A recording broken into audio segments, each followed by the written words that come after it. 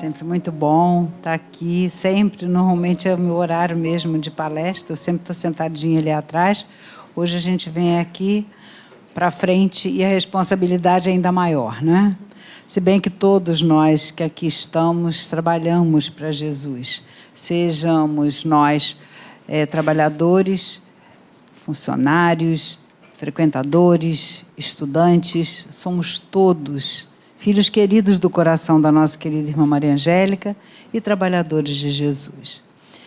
E para ilustrar o nosso estudo da noite, para iniciarmos, eu queria falar um pouquinho de um trabalhador de Jesus que marcou sua presença. Muitos talvez conheçam o nome desse trabalhador, que viveu entre o século XIX e XX. Ele se chama Cair Bar Schutel.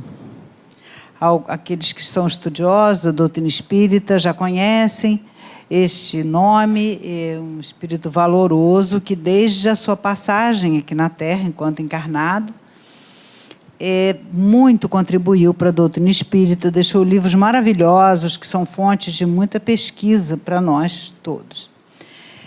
Ele nasceu em 1868, aqui no Rio de Janeiro. Mas ele foi, aos 17 anos, ele se transferiu para São Paulo, para uma cidadezinha do interior chamada Matão. E lá ele se iniciou, a princípio ele era católico, família católica, mas lá ele começou a se interessar pela doutrina espírita. E fundou um centro, primeiro centro espírita de toda aquela região ali de São Paulo, o Centro Espírita Amantes da Pobreza, foi fundador do jornal O Clarim, que é um jornal bastante conhecido no meio espírita, e um dos fundadores da Revista Internacional do Espiritismo, que está ainda, vigente aqui. Ele era farmacêutico, formação profissional, e ele fazia caridade sempre, inclusive receitando e distribuindo remédios. Mas como farmacêutico posso receitar? Naquela época, sim. Era normal. O farmacêutico receitava. As pessoas iam lá, às vezes eu chamava até o boticário. Iam lá e o farmacêutico receitava também medicamento, e ele muitas vezes receitou, e sempre que pôde, ele fez todo o bem que ele pôde. Ele ficou conhecido lá no meio espírita, naquela cidade, como o apóstolo de Matão. Desencarnou em 1938. E no seu túmulo gravaram palavras que, com toda certeza, faziam parte da sua vivência. Lá está escrito: vivi, vivo e viverei, porque sou imortal. Então, achei interessante colocarem esse epitáfio no seu túmulo, porque representava a sua crença muito fervorosa, muito forte. E essa crença dele, com toda certeza, ele pôde verificar pessoalmente após a sua desencarnação. Por que nós trouxemos o exemplo deste grande homem, desse grande espírito, normal como qualquer um de nós, mas que trabalhou, que acreditou e que viveu em função daquela sua crença de que a vida continua e de que ele poderia prosseguir, porque imortal ele tinha certeza de ser. Porque o nosso tema de hoje trata das relações de além-túmulo, que fazem parte do Livro dos Espíritos, nas questões 274 até 290. E nós consideramos que nada melhor para falar sobre o tema do que exemplificar através da vivência de alguém que constatou pessoalmente essas relações de além-túmulo, essa inter-relação entre os espíritos, porque a gente sabe que há uma inter-relação entre os encarnados e os desencarnados. A gente está aí, a gente lê as obras, principalmente de André Luiz, sabem que eles vêm aqui, vêm nos ajudar, sabe, nas mesas mediúnicas, nas reuniões mediúnicas desta casa e de outras, a comunicabilidade dos espíritos, mas como eles vivem, como se relacionam entre eles. Então, Kardec faz várias perguntas aos espíritos acerca de como é essa relação. E nós achamos que valia a pena a gente trabalhar em cima de alguma coisa, em vez de ficar analisando cada perguntinha, a gente resolveu trazer um apanhado de tudo. Quando ainda encarnado, Caribá Chútil, ele fez uma conferência, e dessa conferência ele produziu esse livro aqui, A Vida no Outro Mundo, ainda enquanto encarnado. Este livro é uma coletânea de pesquisas de diversos estudiosos, tanto do Brasil, principalmente da Europa, trazendo informações sobre a vida além túmulo. Muito interessante. Ele tece considerações sobre outros planos da vida, isso ainda enquanto encarnado, porque ele era um grande estudioso. Eu trouxe alguns exemplos de pequenos trechos deste livro para nós vermos como a ideia dele já era bastante firme. Ele diz assim: não há morte para a matéria, há transformação. Não há morte para o espírito, há também transformação. E nós sabemos, nós estudamos, a casa nos oferece a todo momento essas oportunidades de estudo. Ninguém morre. O corpo volta para a sua origem, o corpo se desintegra, volta para a natureza de onde foi formado. Mas a continuidade da vida é uma certeza absoluta. Há uma transformação. Saímos do plano físico e ingressamos no plano espiritual. Lá, ali, aqui, não. Aqui. É uma questão de dimensão apenas. Outro trechinho. Morto o corpo, a individualidade sobrevivente é tomada de um estado psíquico original, dependendo muito esse estado das crenças do indivíduo, do seu modo de agir quando vivia na Terra, da sua moralidade, enfim, do seu grau de evolução espiritual. Então ele precisa ser religioso? Não. Depende muito da crença em alguma coisa a mais, na crença em Deus, de um ser maior, da crença de que a vida é imortal, porque aquele que desencarna somente acreditando, ou com certeza absoluta, que só existe o plano material, ele vai ter muito mais dificuldade de se adaptar no plano espiritual do que aquele que vem se preparando. Graças a Deus, a doutrina espírita nos dá essa ferramenta de preparação, mas não quer dizer que só espírita que vai se dar bem, não, nem gente. Todo mundo, todos somos filhos de Deus. Ainda um outro trecho. No outro mundo, como neste, existem planos de existência, mundos superiores, uns acima dos outros, construindo uma espécie de escada de perfeição. Tudo obedece a uma ordem espiritual bem determinada, sem privilégios nem exclusões. E os espíritos, revestidos de seu corpo perispiritual, vivem no meio que vibra de acordo com o ritmo da elevação de cada um em sabedoria e moralidade. Então, aqui ele já mostra que existem vários planos, tudo isso baseado na pesquisa que ele fez quando ele compôs esse livro, primeiro uma conferência e depois ele transformou em livro. Existem vários planos e nós estaremos no plano de acordo com a nossa sintonia, com a nossa vibração. Nós estaremos no nosso corpo perispiritual. Aqueles que aqui estudam sabem que nós, e quem não estuda já leu talvez, que nós somos seres tríplices. Nós somos espírito, nós não temos um espírito, nós somos um espírito que estamos temporariamente no corpo físico. E ligando esse espírito, essa essência, ao corpo, à matéria, quer dizer, a energia que é o espírito, a matéria, existe o corpo intermediário, que Kardec deu o nome de perispírito. Quando nós desencarnamos, o corpo físico fica. Esse se desintegra, ele termina, ele acaba, ele é finito. Mas o corpo espiritual, esse perispírito, permanece. E é o nosso corpo no plano espiritual.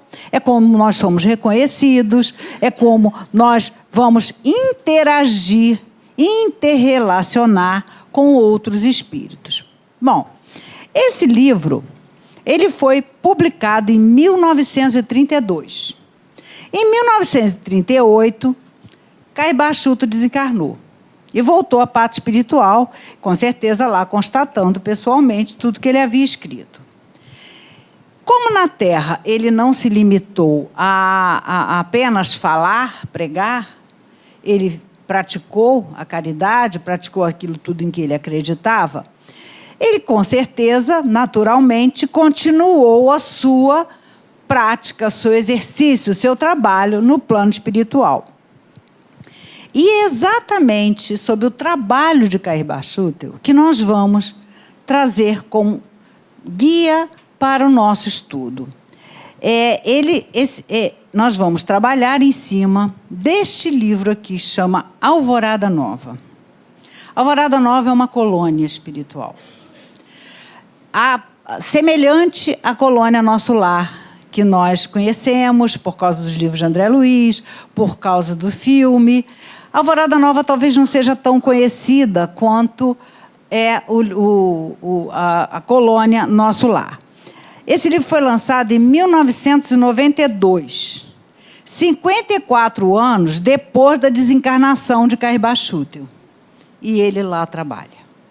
Não tanto tempo assim. Vejam só, é possível? É. Era um espírito perfeito? Não.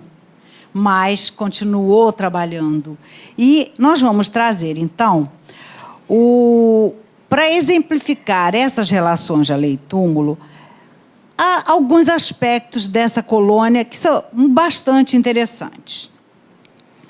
Toda a preparação dessa obra, que foi ditada por Cair-Bachuto ao médium Abel Gleiser, se deu não de uma forma direta, só de ditado. Havia toda uma preparação no Centro Espírita, que tem o nome do Cair-Bachuto, lá em Diadema, em São Paulo, onde o Abel Gleiser trabalha. Então, foram feitas várias reuniões em que muitos médiuns participaram para fazer toda essa preparação desse trabalho. Muitos médiuns em desdobramento eram levados durante o sono até a Alvorada Nova para vivenciar e para localizar, da mesma maneira que Nosso Lar também. Em Nosso Lar, a Igorina Cunha, que era sobrinha do Eurípides de Barçanufo, ela foi levada muitas vezes em desdobramento a Nosso Lar, e ela, quando voltava para o corpo, ela desenhava todos aqueles prédios que deram origem, né, ao filme, que foi muito bem filmado, muito bem ilustrado, foram trazidas por essa médium. E ela, inclusive, ficava muito preocupada, levou para o Chico Xavier para saber se aquilo era verdade mesmo, porque ela achava que ela estava viajando. Enfim, e neste livro também, na Alvorada Nova, muitos médiuns iam para verem em loco, e traziam e faziam desenhos também. Só que, claro que ninguém vai ver, né? Eu poderia ter feito alguns slides, mas achei que não valia a pena. Mas trazem aqui nesse livro várias ilustrações de como a colônia se localiza, onde se localiza, alguns aspectos, né, de vários prédios, de várias unidades lá em Alvorada Nova. Logo na primeira página do livro, tem a apresentação de ninguém menos do que Divaldo Franco. Ele faz a apresentação do livro e recomendando, inclusive, que ele seja lido e estudado, e dizendo que ele mesmo, isso lá nos idos de 1992, 1990 é pouco, né? Que ele mesmo já tinha ouvido falar dos espíritos amigos ligados a ele sobre este lar, no plano espiritual. Então, vamos pontuar o nosso estudo contando para vocês algumas coisas de Alvorada Nova. E sempre que possível a gente vai fazendo uma analogia com outras obras, né, de outros autores que a gente conhece. A Alvorada Nova é uma colônia espiritual. Ela foi fundada bem antes de Nosso Lar. Nosso Lar foi fundado no século XVI, segundo informam os espíritos, por espíritos de portugueses, logo depois do descobrimento do Brasil, e fica Nosso Lar, porque há várias esferas que circundam a Terra, esferas a nível espiritual, esferas de vibração, dimensões espirituais. Nosso Lar está localizado mais ou menos na terceira esfera, tá? Vamos considerar como se fosse a Terra a primeira esfera, aí tem a segunda e a terceira. Ainda é uma região de umbral, uma região meio pesada.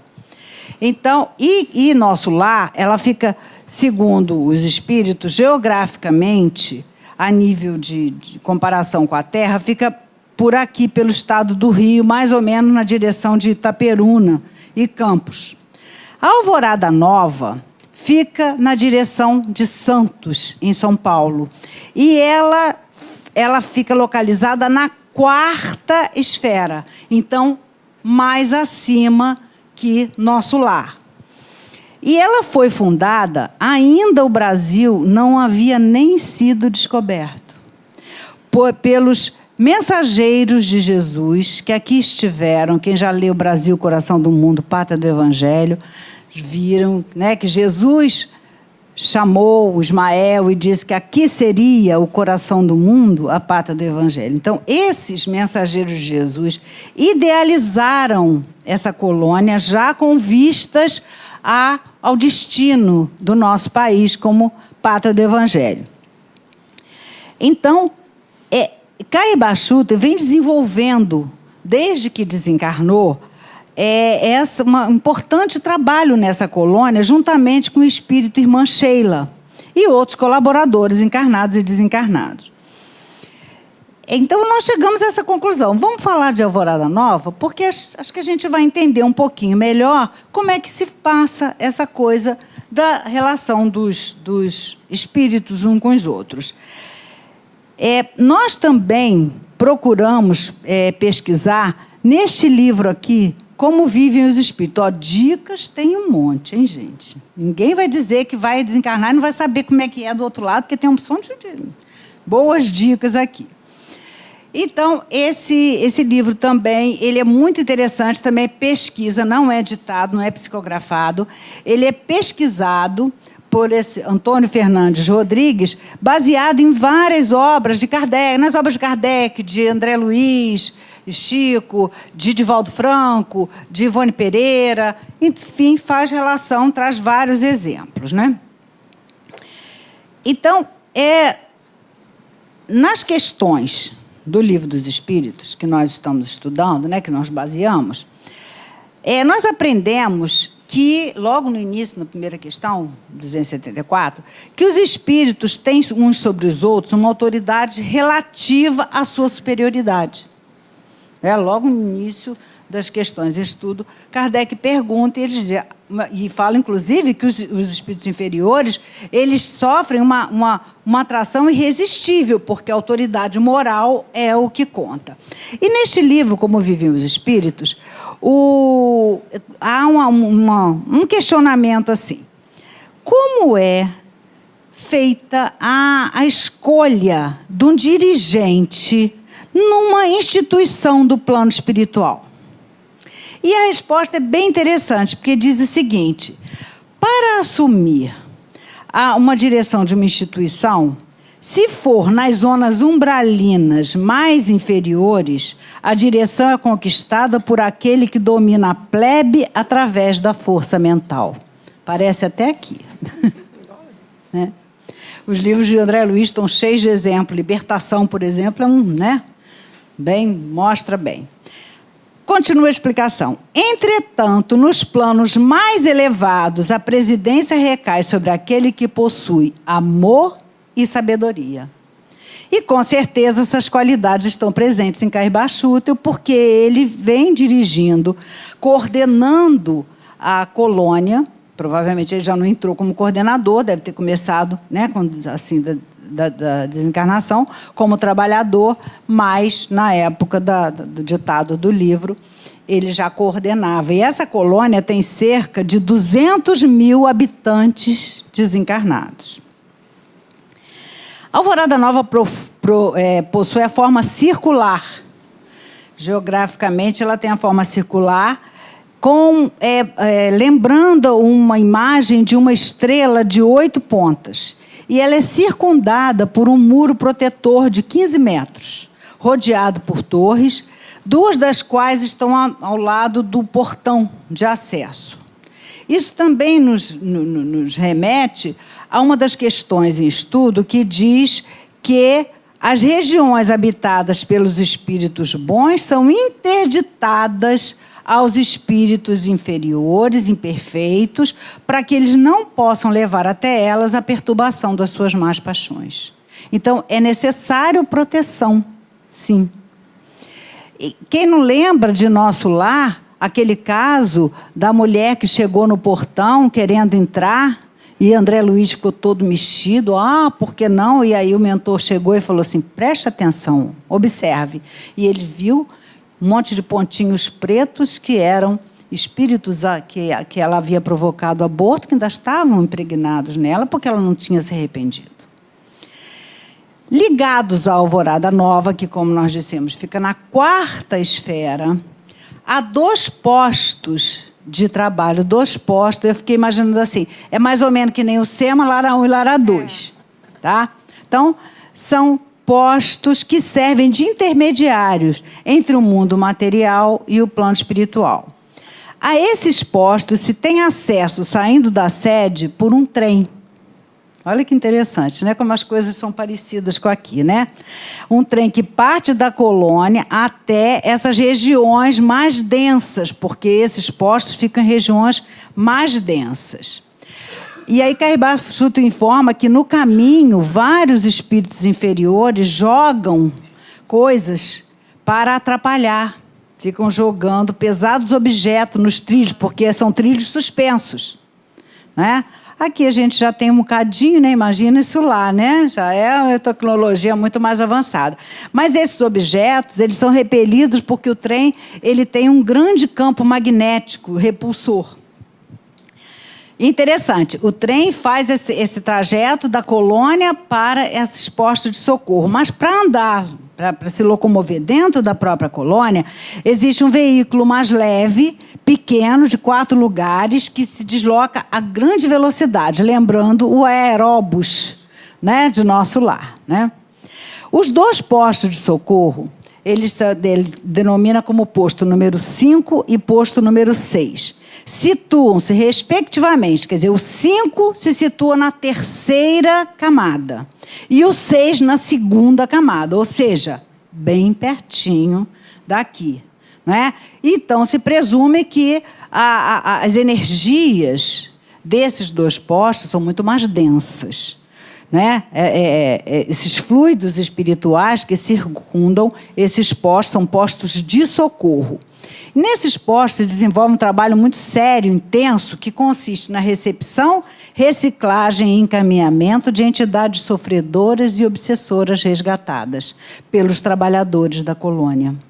Então, não está lá na colônia vivendo todo mundo muito bem. Não, há todo um trabalho de resgate de espíritos desencarnados em condições difíceis, que já quando têm possibilidade são encaminhados para o tratamento. O posto número 5 abriga cerca de 10 mil trabalhadores e aproximadamente 50 mil entidades enfermas.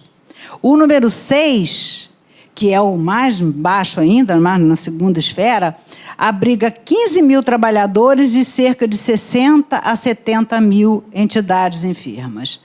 Quer dizer, espíritos ainda em tratamento, ainda muito embrutecidos. Os 2 postos lidam com espíritos extremamente necessitados.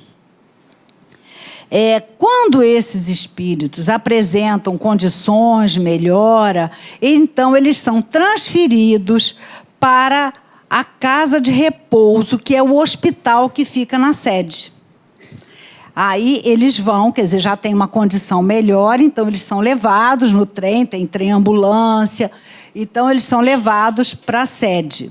Lá eles são tratados e lá eles recebem visita. As visitas dos amigos, as visitas dos familiares, que ficam, inclusive, aguardando quando eles têm alta, para levá-los com eles e introduzi-los no trabalho. Também uma das questões do Livro dos Espíritos que nós estamos estudando fala se os espíritos veem as pessoas, se encontram com os entes queridos. E a resposta é sim, mas não sempre.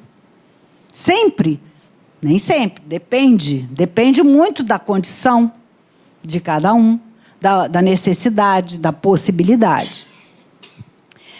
É um trabalho muito bonito, muito forte, e ele é coordenado pela irmã Sheila. Ela coordena 14 equipes que formam com ela o Conselho da Casa de Repouso. E a sua administração no hospital foi estipulada pela espiritualidade superior. Quem não conhece esse espírito, nunca ouviu falar ou ouviu pouco falar do espírito da irmã Sheila, ela foi uma enfermeira que na sua última encarnação viveu,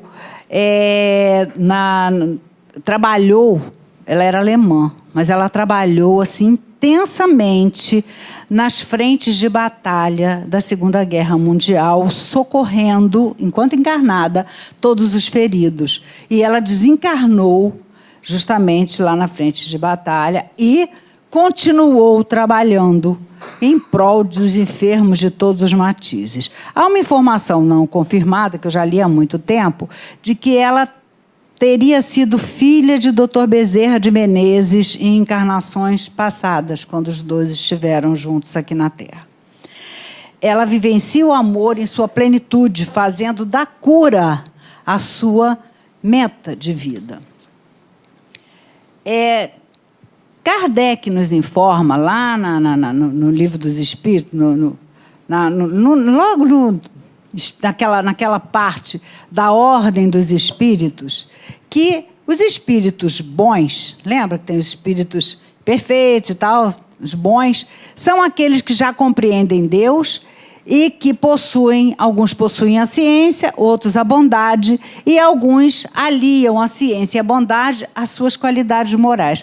Essa, com certeza, devem ser as características de Caio Barchutel e de Sheila, porque eles dois são os únicos que podem ter acesso a uma unidade chamada Unidade de Divina Elevação, que é o setor da colônia que estabelece contato direto com a espiritualidade superior. Lembra do nosso lar, o Ministério da União Divina, não é? Então é interessante que ele faz uma observação, que os encarnados, nós, recebemos proteção desses espíritos que estão nessas colônias, desses espíritos mais evoluídos. Em compensação, eles recebem proteção de espíritos também de esferas mais adiantadas, mais elevadas. Quer dizer, Deus ampara todos, não é? Um outro local relevante, lá na colônia de Alvorada Nova, é a Casa da Criança. Mas tem criança? Tem. São espíritos que ainda conservam a forma infantil como desencarnaram. Muitas vezes por uma necessidade ainda de adaptação, outras porque vai haver uma necessidade, um planejamento de uma reencarnação próxima, porque os espíritos são eternos. Muitos espíritos na forma infantil são espíritos que já têm uma sabedoria muito grande, são espíritos antigos, mas muitos deles se conservam na forma infantil por permissão do plano maior, por uma necessidade ou do trabalho que vão executar ou da própria necessidade deles na sua caminhada evolutiva. André Luiz nos diz, no livro No Mundo Maior, que não existem crianças nas regiões umbralinas. Então, não existem crianças, espíritos na forma infantil perdidos por aí. sempre eles estarão acolhidos em instituições do plano espiritual. No livro Entre a Terra e o Céu, quem estudou aqui lembra, eu até dei esse curso, o André Luiz nos mostra o Lar da Bênção, que acolhe crianças, né, que ficam em tratamento, que vão reencarnar. Inclusive, as mães em desdobramento são levadas lá para visitar e até participam de uma escola de mães para aprender, né, melhorar, né, na próxima encarnação. Estou perdidinha aqui. Não, voltei. Então, são encaminhados para a casa da criança espíritos que têm essa permissão de se manter nessa forma infantil. Porque, às vezes, o espírito opta por ficar nessa forma infantil ou de adolescente. No livro Memórias de um Suicida, de Ivone Pereira, tem lá uma colônia também, né, do Hospital Maria de Nazaré, que é coordenado, né, dirigido por Maria, né, nossa mãe querida, que cuida dos irmãos que chegam à parte espiritual através da porta, né, terrível do suicídio. Então, depois que eles fazem o tratamento e tal, que já estão em condições de estudar, de melhorar, eles podem estudar na Universidade Esperança, que foi, inclusive, a escolha do autor espiritual do livro Memória do Suicida, que foi o Camilo. E dentre os instrutores da Universidade Esperança, existe um chamado Aníbal de Silas, que ele é um espírito elevadíssimo, que viveu na época de Jesus, mas que ele optou por se apresentar como um adolescente, né? Então, no livro destaca assim, as coisas que ele ensina, ele dá aula nessa universidade, mas é um espírito que tem a fisionomia de um jovem, de um adolescente. Segundo informação no livro, Alvorada Nova abriga atualmente atualmente na época do livro, lógico, 2.550 crianças espirituais. Quer dizer, aproximadamente 1%, pouco mais de 1%, né? Porque são 120 mil. Não, 2%. E para cuidar dessas crianças, dessas 2.550, existem cerca de 250 trabalhadores. Quer dizer, 2.550 crianças para 250 trabalhadores. E a gente reclama dos tamanhos das nossas turminhas de evangelização, né? Está cheio, tem gente demais, eu não vou dar conta. Por quê? Porque o trabalho é feito com muito amor. Então, comprova de que com amor se multiplica o trabalho. E aí tem um caso que conta assim, que muitos espíritos trabalham ali por absoluta necessidade de resgate, de elevação, de se melhorarem. E há um exemplo de um trabalhador que estagiou ali na Casa das Crianças porque ele precisava resgatar atrocidades cometidas por ele no tempo da Segunda Guerra Mundial nos campos de concentração contra crianças judias. Então, depois de desencarnado, ele se conscientizou, se arrependeu, e enquanto ele aguardava a oportunidade de uma próxima reencarnação, ele passou a trabalhar em prol dessas crianças com muita aplicação, interesse e sincero arrependimento. A natureza também é uma constante em Alvorada Nova. Há muitas flores, muito verde. A natureza é tida como fator de estabilidade dos fluxos magnéticos. Por isso ela se acha em toda parte, principalmente na Praça Central, onde os habitantes de Alvorada Nova se dirigem para um lazer, para o encontro, para o estudo, porque o estudo é uma constante lá, olha a necessidade do estudo. Um outro lugar também que a natureza é exuberante é o Bosque da Natureza Divina. Lembra também o Bosque das Águas, não é? E no topo é uma pequena elevação, e no topo conta que tem um lago grande, que desse lago jorram cascatas lindas, semi-transparentes que formam assim, como se fosse um feitio de um coração. Tem a figura no livro.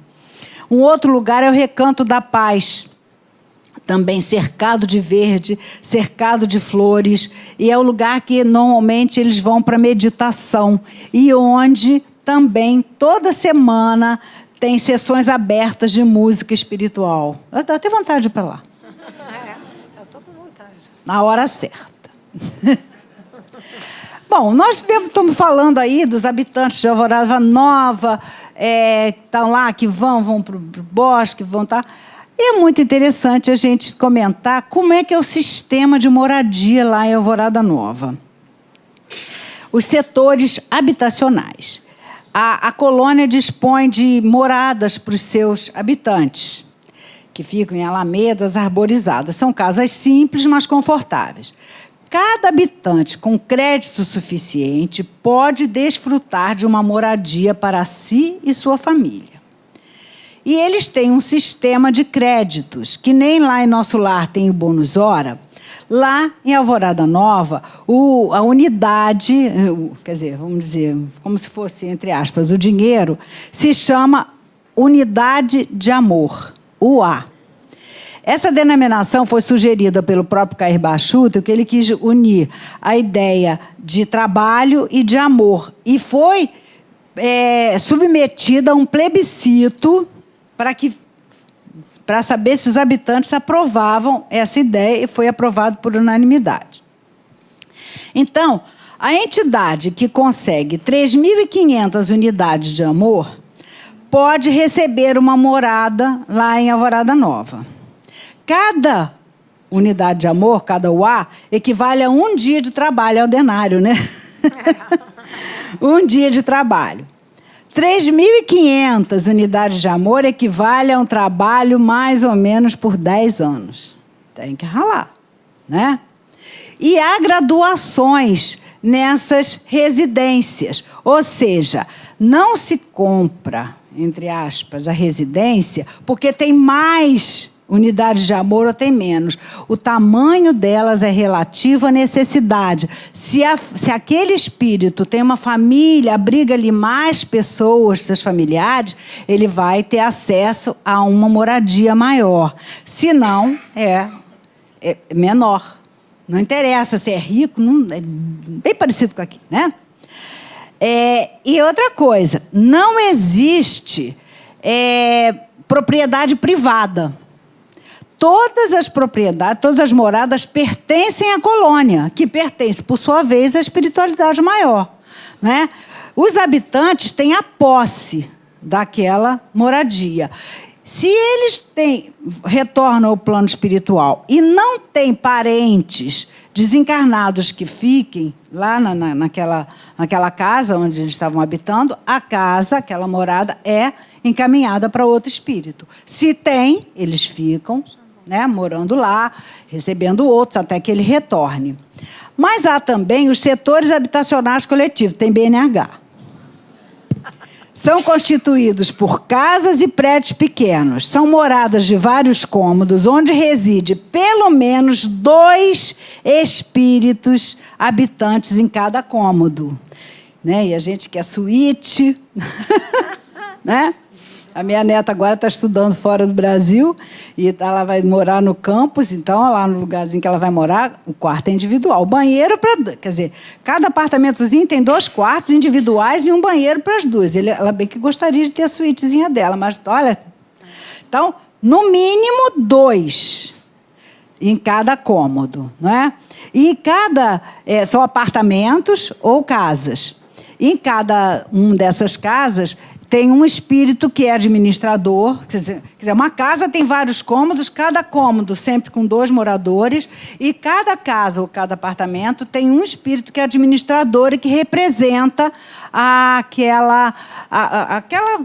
os interesses daquela casa, nas assembleias, que são maravilhosas, todo mundo se entende, igualzinho às nossas reuniões de condomínio, porque diz que todos que ali habitam estão preparados para viver em comunidade. Temos que aprender muita coisa, né, gente? Então, a gente já está se encaminhando para o final. E o Espírito faz uma indagação. Será que só quem trabalha nas lides espíritas vai ter acesso a esse tipo de instituição? Vai refletir? Não. Não há privilégios.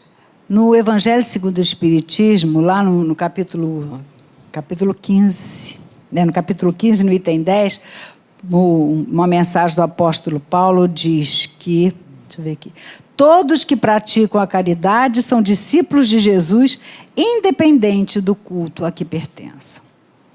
Teria muito mais coisa para falar sobre Alvorada Nova, é lindíssimo. Tem o Centro de Aprendizagem da Luz Divina, onde o estudo é constante, a Casa da Sublime Justiça, que é maravilhosa. Eles mesmos é que julgam os problemas. Tem um caso, rapidamente, ali, de um espírito que foi levado a julgamento, porque numa missão em que ele veio à Terra, junto com outros, ele, sem autorização, escapuliu para visitar a família. E atrapalhou tudo. Então, esse caso é levado ao julgamento, lá entre os próprios trabalhadores lá da Casa da Sublime Justiça. Não diz qual foi o resultado. Gostaria muito de saber. Quando eu chegar lá, eu vou perguntar. Mas o que a gente gostaria de chamar a atenção é que, se a espiritualidade permite revelações como essas, é para que nós nos conscientizemos, não é? Reflitamos sobre a nossa própria existência, que a gente pode fazer. A gente sabe que a solidariedade é a mola mestra que nos move, que nós só podemos evoluir através do próximo. Caio Bachuto, ele foi um espírito como todos nós. Seu trabalho na Terra continuou no plano maior. Então, ele diz assim: assim como ele, nós também podemos continuar. Ele diz assim: assim é e será com todas as criaturas. Assim é e será com todos nós. Então, que possamos fazer aqui nossa unidade de amor, para que, quando cheguemos no plano espiritual, possamos desfrutar e trabalhar pelo bem e pelo amor. Graças a Deus.